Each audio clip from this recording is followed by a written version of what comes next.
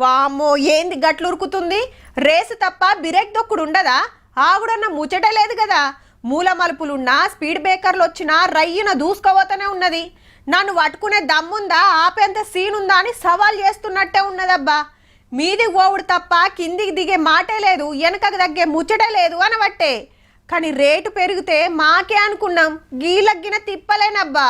బంగారం రేటు మహిళలనే కాదు మందుల కంపెనీలను సుత పరిశాన్ చేస్తుందిల్లా. గోల్డ్ తోటి ఆళ్ళకేం పని అంటారా? కొన్ని ఆయుర్వేదం మందులల్లా వాడతారట.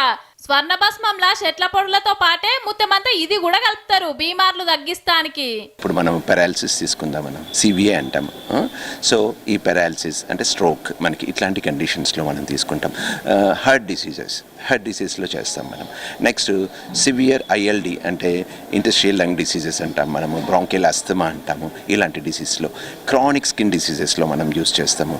ఇంకేమేమి ఉంటాయి అంటే గోల్డ్కి సంబంధించి బేత్వా, చింతామణి, రసరాజ రసు, రసరాజేశ్వర రసు, వాత కులాంతక రసు, స్వర్ణ మహాయోగ రజులు, స్వర్ణ గుగ్గులు, ఇటువంటివి ఉంటాయండి. గోల్డ్ అంటే నగలు చైన్లే అనుకుంటాం, మరి గోళీలల్లో వాడాల్సిన అవసరమేముందని డాక్టర్లను అడిగితే దీనివల్ల ఒకటి ఆ డిసీజెస్ తొందరగా తగ్గిపోవడమే కాకుండా మనకి రక్షణ వ్యవస్థను మరింతగా మెరుగుపరిచి రోగాలు రాకుండా మనకు కాపాడుతుంది. పెయ్యికి తాకత్ పెంచి బీమార్లు ఇంకింత జప్పున తగ్గిస్తుందట. కానీ మార్కెట్లో తక్కువ ఉన్నదా రేటు?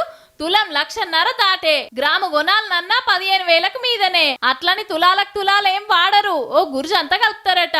దానికైనా 2-3 వేలు. స్వర్ణ భస్మ ఉంది, దీని కాస్ట్ కూడా ఇప్పుడు అరౌండ్ 4,950 అవుతుంది. ఇప్పుడు వచ్చే న్యూ ఎంఆర్పి వచ్చేసి అరౌండ్ 7,000 వరకు కూడా వెళ్ళొచ్చు. గింత రేటు పెట్టి కొనాలంటే ఎవరు కొంటారు? అందుకే దానికి బదులు ఏ రేటు రాస్తున్నారట డాక్టర్లు. కానీ బంగారం పిరమయ్యి అక్కలకే కాదు పేషెంట్లకు సుత బీపీ పెంచుతున్నట్టేనబ్బా.